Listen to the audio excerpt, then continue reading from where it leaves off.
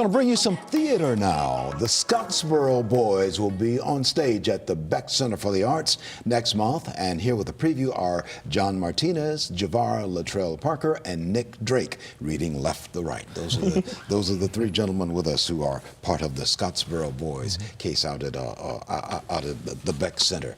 Tell me, give me a thumbnail sketch of the Scottsboro Boys story.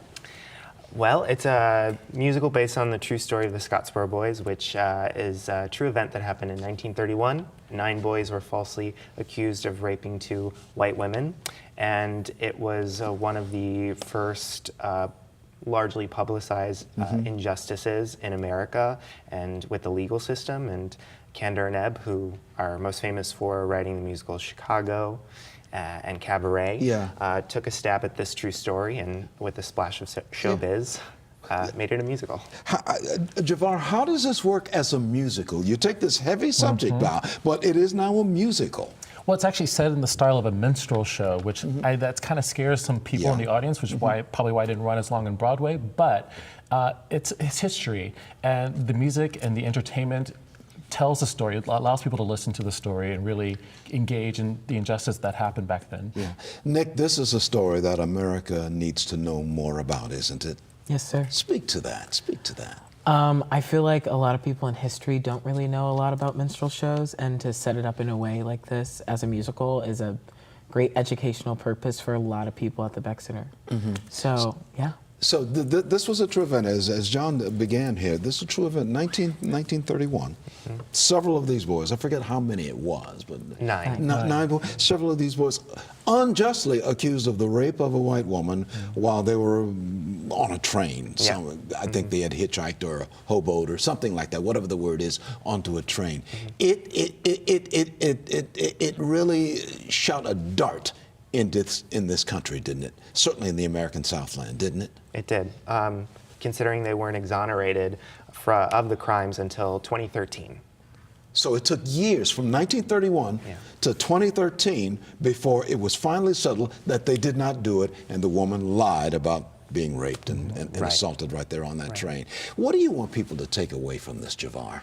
I mean, for me personally, the history of these boys, this was Black Lives Matter before Black Lives Matter. There's a line in the show that one of the characters says, like, "We matter." And the major things that came out of this because of this trial, this was the start of the civil rights era in America. So you had the right to a counsel, adequate counsel. You had the right to a jury of your peers, which is something, a lot of moving forward in the legal system. It's shown a lot of justice on that. Javar, you're an alumnus of Baldwin Wallace University, and Nick, you are a senior at Baldwin Wallace University. Sir. Tell me about the relationship now. Baldwin Wallace has a piece of this at the Beck Center. They are working together, aren't they? Yes, Baldwin Wallace and the Beck Center and Baldwin Wallace and Playhouse Square have a collaboration where we perform our shows with our students at their venues. How do you feel in this? Have you learned a great deal, or does this get your theatrical juices going? Oh, absolutely. BW is a great program that teaches us how to be professionals. We have people going in and out of Broadway all the time.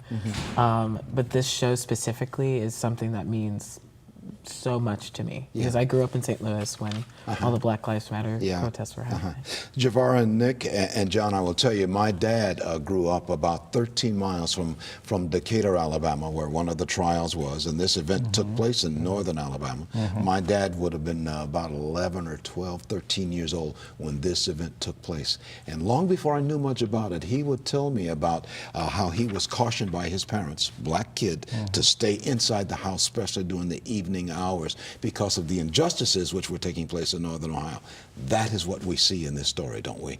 It is, and alongside of that, using the song and dance splash onto the show, we really highlight the themes that are still ongoing today.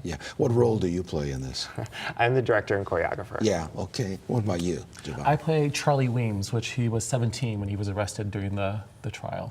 And Nick? And I play Mr. Bones, who's like one of the narrators of the show. And when you say it's a minstrel show, people have to understand that's the way we tell the story, but it is not sometimes what we think about minstrel shows. There have been a lot of negativity about this, but this is totally different. Yeah, I mean, in the fact that we're using a minstrel show to tell the story, but it is highlighting the history of the boys, and it does highlight the boys and their story and their struggles. Yeah. Nick, leave us with a thought, about 10 seconds. Leave me with a thought of why it's important. Just to truly, when you come to see the show, really be able to let yourself go and enjoy everything that you're watching, because it's extremely educational, and everyone who comes to see it deserves to see it and needs to see it. Yeah. John Martinez, you're the director of the Scottsboro Show. Leave us with a thought. I just hope that people come and see our show and learn about a story they might not have known about before, and maybe leave with the idea of change on their mind. Save a seat on the aisle for me. I want to see it. Save a seat on the aisle for me. The Scottsboro Boys runs from February 7th to February 23rd at the Beck Center for the Arts in Lakewood. To purchase tickets, call this number, 216-521-2540, extension 10, or visit beckcenter.org. It's a good show, I know, because it's a story we all want to know.